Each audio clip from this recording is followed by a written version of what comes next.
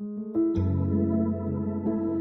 everybody. Welcome back, or for the first time, to the Artist Sanctuary with Whitney Morrison, where we gain clarity and inspiration as we explore the heart, mind, and soul of being an artist.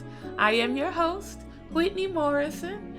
I am a singer, a recent alum of the Ryan Opera Center at the Lyric Opera of Chicago. I am an emerging artist, a music minister, speaker, thought leader, artist, and arts advocate. And I'm here to be your companion as we take this journey together toward honing our why we do what we do and allowing it to inform our lives.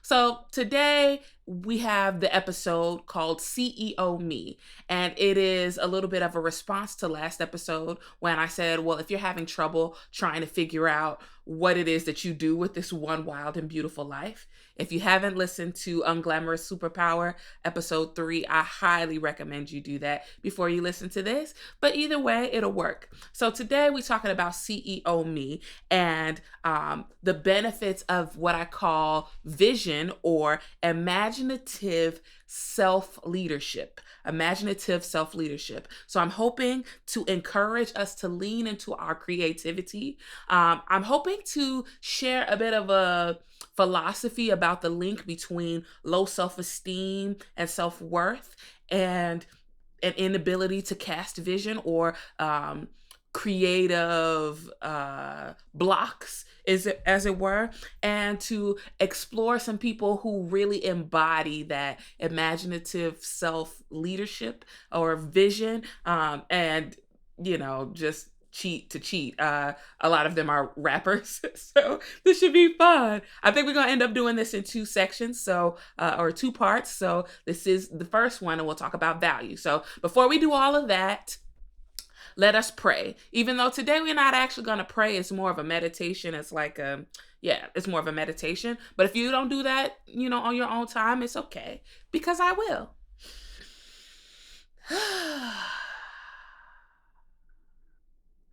There are beautiful, wild forces within us. Let them turn the mills inside and fill sacks that feed even heaven. Amen. And that came to us from Francis of Assisi, or St. Francis of Assisi. So before we get into everything, I would just like to say thank you to everyone who gave toward the Budding Artists Offering Grants. Y'all, we made it. We get to help 2 artists. I'm so excited. I can't hold my peace, okay? Like, thank you so much. Every gift. I'm just so encouraged that so many of you gave, but also that we accomplished it with so few contributions because they were so significant. So thank you from the bottom of my heart, and y'all the best. So now, without further ado, let's get into what we call our anchor quote. And this one, y'all, it's taken me how many 4 episodes to take a text, but I'm taking one on today. Not really. So I've been reading this book, The Fifth Discipline, The Art and Practice of the Learning Organization. And actually, the author actually takes this text himself. So this is kind of taken out of context. So he quotes Proverbs 29 and 18 and then kind of translates it. So here it goes. Where there is no vision, the people perish. Or where there is no spirit to create something new that we deeply care about, there is a part of us that dies. Where there is no spirit to create something new that we deeply care about, a part of us dies. Woo, woo, woo, woo, woo. Yeah, so shout out to my friend Aliana. She puts me on game every time. She suggested this book for me. Well, she actually just sent me some of it, and I was just like, I'm gonna need that. I'm gonna need that in my life, okay? So today let's talk about vision, right? And I was trying to figure out like how am I going to talk about vision, especially now we're what close to the end of February, right? Was it like mid to late February? And so all of January, everybody talking about vision this, vision that, vision this, and I'm like, well, how are we going to actually talk about this? Like, do I just say vision is what you see when your eyes are closed? That's one, I guess, definition. Vision is how you see yourself in the future, all of this. But I think the most helpful definition for this conversation is imaginative self leadership. Imaginative self leadership. Why do I say that? Well, the title is CEO Me. And I get this idea from several different places, really. But I think the first time I heard it was when I did a personal development curriculum called Lifebook with John and Missy Butcher, I think are their names. And I think this is where I got this idea from. But that in many businesses, there is the C-suite or the CEO level positions, then you have the management positions, and then you have the worker positions, right? The CEO level, the management level, and then the worker level. And typically, the CEOs have thought and cast the vision, the managers have planned and strategized, right? And the workers have executed. And so the idea is that you, as a person in general for your life, that instead of just planning and strategizing and executing right in your life, that you take the step to not just be the manager and the worker, but also the CEO, to think and cast vision for your life as a part of leadership, right? And I love how Kamala Harris says, you don't have to ask permission to lead. And my boy Andy Stanley, who I probably quote every time I come on here, because his ministry has literally changed my life. But he says you can always lead because you can always lead yourself. And so this imaginative self leadership is the fact that we can think about things. We can give ourselves time to think and to create in our brains. And that is what leads all of the manager, worker activities. Because I think about it, I'm like, how much time do I spend thinking about things before I start strategizing and before I start planning, right? I think about planning and strategizing. That is the thinking. No, the thinking is actually figuring out what direction do I go in so that I actually plan and strategize in that direction and I actually produce in that direction. And I wanted to talk about that. I kind of lay that foundation for our talk today because I recently was asked to co-facilitate professional development. And I'm like, I'm a singer. I ain't never did nothing like that before. We don't do that. At least y'all ever done anything like that as artists? I mean, like attended like a professional development. So we were talking about goal setting, and before there was the goal setting, there was the pre-goals, I guess, which we talked about vision. But I bring that up to say one of the big thoughts that that I had about that is that this ladder idea, and I don't know where I got this from either, but it's been very helpful to me, where you need to climb the right building, right? And so you take your ladder and you go and you lean it against the building, you go up the ladder. But you have to make sure you put your ladder against the right wall, if that makes sense, that you're doing all of the work toward the right thing. I don't know if that makes sense. Maybe we'll edit that in or out. We'll see. But anyway, so yeah, I thought I had vision, right? Because I say I got a lot of tenacity and sometimes audacity. And that makes up for any sense of like fear I have about creating or, casting vision. But really, I don't have it like I thought I did. Right? And so, so I think we have a major pest, I guess, to deal with before we get to the main vision conversation. And I think that is, I think about the whole conversation as like a house, right? And the foundation is us, right? Ourselves, the way we think about ourselves. And there, I feel like, are these termites that kind of eat at the foundation. So if we don't get a handle on this, then I fear that the house can start to crumble. It's kind of like a house of cards. So, I realized, like I was saying last episode, that sometimes it's hard to cast a vision for our lives, to be creative, to figure out what it is that we're doing with ourselves, right? And I think that is a value issue, So here's my theory. Here's my theory. I really believe that we internalize a lot from society that makes us devalue ourselves, right? We're told what we do is important, or we get the message that what we do is important, but that who we are is not. Go back to episode 1 if you haven't been there. You're a human being, not a human doing, right? But that's not the messaging we get often. We get what you do matters, and I don't care who you are outside of that. You know what I mean? Give me my money.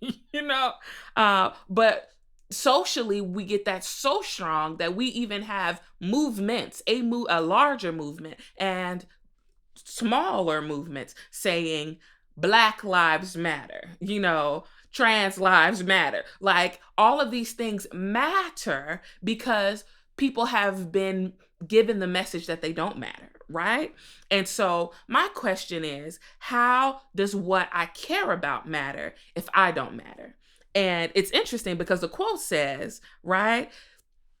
Let me go back and make sure I got my quote right. Where there is no spirit to create something new that we deeply care about, there's a part of us that dies, right? And so it's hard to actually care when you don't feel like you get a chance to, or you have the right to, And so I know it's kind of odd, but I'll say it like this.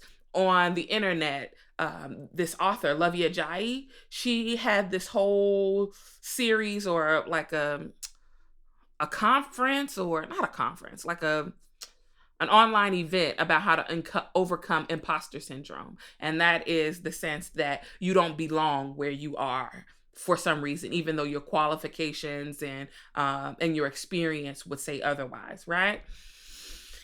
And the lady she calls herself the Nat Bishop from the Nat Ministry. She says something like, imposter syndrome is not a thing. That's just it's just patriarchy and white supremacy making you feel like like. And I actually have a funny story about that. So I say it like that, because when I was in piano class, can I tell y'all a little story? Maybe we'll keep it in, maybe we won't. But there was this clown. She was like so popular and cool, whatever, but she was a class clown. I'm not gonna say her name. But we were in piano class and the teacher leaves. So we all have our little headphones on, you know what I mean? Trying to do our little work. And sis gets up like she thinks she's Alicia Keys and is like, come on, everybody, let's go. Like, stands up, starts clapping, like doing the big Paula Abdul clap. And she changes the input on the keyboard. So instead of it just sounding like a regular keyboard, they had like a choir kind of thing. And it going, do, do, do, do, do, do, do, do. Like the actuation of the keys was do. And so she gets up, come on, everybody, let's go. You look like doo. You sound like doo. Oh my gosh, when I tell you, I laughed so hard, I won't forget it. If you're watching, which you probably aren't, thanks for the laugh.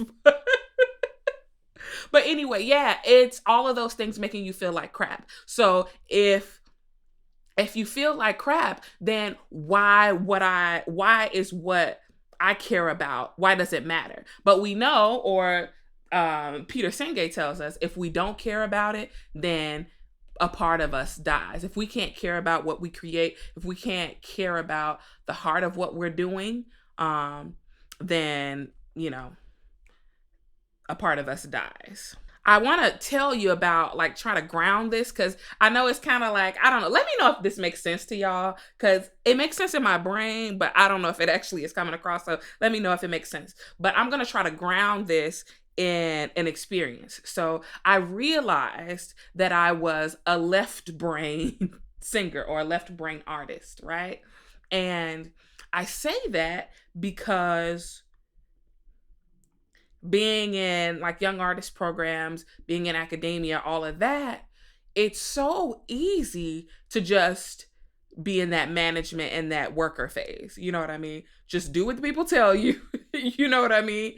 And, you don't get in trouble. Do what your coach tells you and you don't get in trouble. Do what your teacher tells you and you don't get in trouble. And I realized as an emerging artist, when I don't have so many voices telling me what to do, my instinct is still to just manage, strategize, and execute my way through art. And I'm like, wait a minute. That's the logical side of my brain. Where is the creativity part? And there are times when I feel like I can just let go and do that. But a lot of times I feel this tension like, oh, I get to make a choice. I mean, they tell you to make a choice, but it's just like, you got to make a choice in the realm of what they talking about, in the realm of what's acceptable in a lot of ways. Oh, you can't do that. Like I remember being in school, to ground it even more. I remember being in school and saying, what? And the teacher asked me, why'd you make that choice? You can't just make that choice because you felt like it. You can't just make that choice because you felt like it. And it's just like, yeah, I mean, now I get it, right? You want to be stylistically appropriate. You want to honor the composer's wishes. You want to do all of that kind of stuff. But also, it's like that value of this kind of narrow way to do art, it has its merits, but also I think at times it's incomplete. And so for me, being from a Black church, singing How You Feel It, that's a big thing, this intuition, this spontaneity, this sense of like a kairos moment that all time kind of stops and there's a meeting of man and God, you know what I mean? Like, so realizing that that's what I cared about more than the other things. Not that one is right or wrong, but for me, it adds value to my life. It adds value to my experience. It allows me to create something that I deeply care about, right? But part of me, and this is where I found it, right? Talking to other people when they're just like, well, I don't know. And I mean, I like this, but I don't know what I want to do with my life. I don't know. I get this sense that they don't think very much of themselves, that they don't think they get a chance to have a say, that they don't think what they care about matters. And I bumped up against that in my own life because now that I'm having that tension, I'm like, well, how do I get a say? Like all of a sudden now I get to like make these choices. Am I going to make somebody mad if I come in, But I clap back to that and I say, well, who am I not to? Right? Like, I'm the one singing, ain't I? I'm the one singing, ain't I?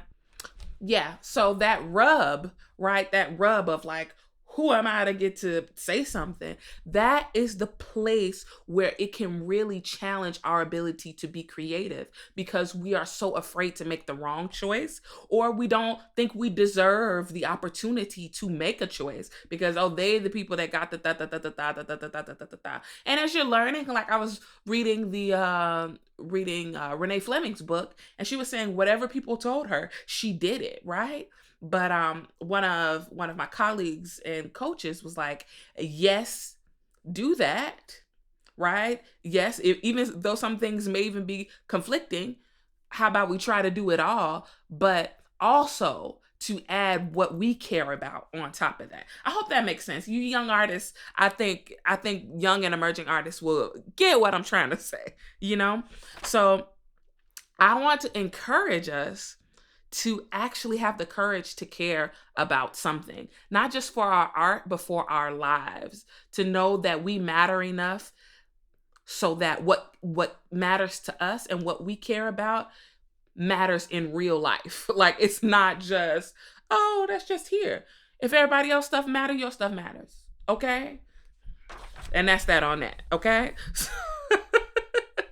And so I want to encourage us as we're thinking about it. I want to talk about this one quote. Robert Frost. All great things are created for their own sake. Ooh, when I heard that quote, I said, oh, that's a juicy one. All great things are created for their own sake. That means, that is to say, in my brain, all great things are created because somebody thought that they should be. Like, they are created because they ought to be, right? And so I'm asking myself, what do I think ought to be? How do I think my performances ought to be? How do I think my life ought to be? What do I think should exist for its own sake? And so, like, what do you want? What do you think should exist for its own sake? You know, that's something that I think we need to talk about before we get to the rest of the vision discussion. And I just have one other like major thought that I want to unpack now. And that's just to encourage us to freaking have an imagination. Like, I couldn't believe I was reading this business book, and he was talking about this creative process and about artists. And I'm like, yo, that's me, but I don't even identify that, because the process I take toward my art has been so left brain, has been so logical, has been so management and productive focused. And so I'm like, yo, I'm an artist, and I'm like, where's my right brain? Where is the creative part? Where's the intuitive part? Right? And sometimes I think these places where we go, you know, or these experiences we have with people who mean well can kind of beat it out of us. So I'm encouraging us to get it back. Right? So here's just a little thought, and I'm almost done.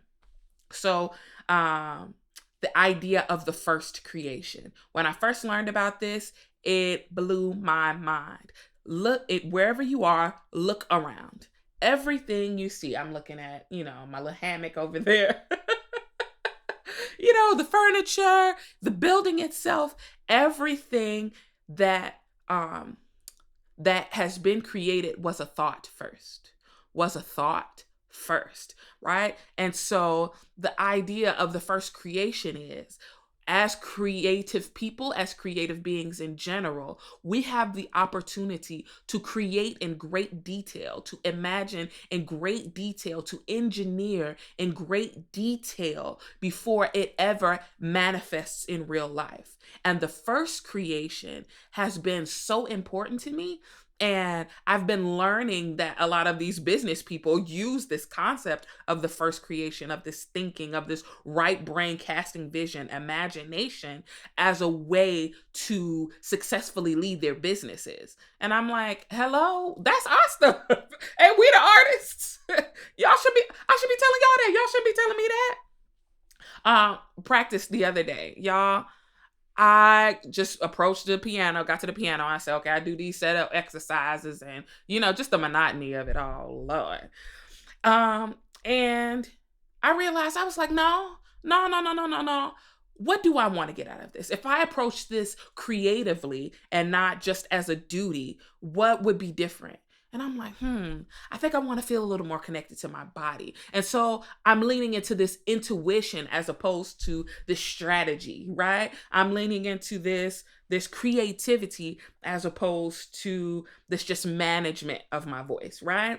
And so I'm like, okay, I've been working on this. Let me go to some French. French really, that's what I feel in my spirit today. And what it was that my voice really has a certain quality in French music that it doesn't have in other music. With as far as the language and the style, it's just my voice just clicks in a different way. And I realized that through that practice session, that is the key to some of my Italian singing, right, y'all? That was the best practice session I have had, maybe ever, but just in general, in a while, because I took the time to be creative. I took the time to stop and think and not just go through routine, not just go through management and strategy, but to really lean into intuition, creativity, and freaking enjoyment, of all the things, of all the things. So I'm just encouraging us to take the time out to think, like, as a discipline. Not, oh, I just think, but like, no, in the morning, this is me. Like, I have been taking at least a half hour or an hour just to think about a specific subject or whatever before I actually do, to really work on the power of my brain and intuition and imagination before I actually work on the second creation, the actual, art or life, right? And it's been so helpful, so helpful. Yeah, so I think that's all we have for today, because I really want us to delve into what do we think should exist for its own sake, and then how can I make time for this first creation? How can I make time for imagination? How can I make time, even in just a split second when I'm in these critical moments or in these artistic moments, how can I, for me especially, lean more on that right brain, allow my creativity and my intuition to bring me to a place and to elevate these everyday experiences. Yeah, but what should exist for its own sake in my life, in my creativity, in my world? Like, what do I want? And do I have the courage to care? To have the gumption, I think about it like, I think of it as audacity, right? But it's not audacity. It's confidence, right? I think of audacity as like, okay, this is mine, this is yours. And then there's some space in the middle, and I might just dare, have nerve enough to venture in and, claim some of it, right? Where it's just kind of like, I don't know, but I'm gonna try. But no, it's not just audacity or nerve. It is the confidence to know that what I think, how I come to this should matter to the process, especially if I'm doing it, especially if I am, especially if it's my life, okay? And then thinking, this idea of being creative. How do I allow myself and give myself permission to create, to have this first creation? And so this is just like the groundwork for the rest of the conversation that we'll have next time. Next time we'll talk about, what do we do once we've done that, right? Because it's nice to imagine, it's nice to feel good about myself, but that's no guarantee that it's going to happen, right? And so we're going to talk about what we do after that, right? Next time, we'll also talk about these people who really embody this imaginative self-leadership, and we'll talk a little bit more about that next time. But I just wanted to get in today and just lay the groundwork. I think that's enough, because sometimes I don't realize how much information I'm throwing at you all. I'm like, I'm just chilling. And then people are like, I need to take this in bites. So I'm trying to have a little less of a dense meal. Y'all let me know how this is going. But until next time, thank you so much for joining us on The Artist Sanctuary with Whitney Morrison. Please remember to like, subscribe, share, connect with us on all platforms that we're on, And yeah, so let's finish with our affirmation, our little benediction. May we live in wholeness. May we give from fullness. May we create with passion. Until next time, y'all. Peace.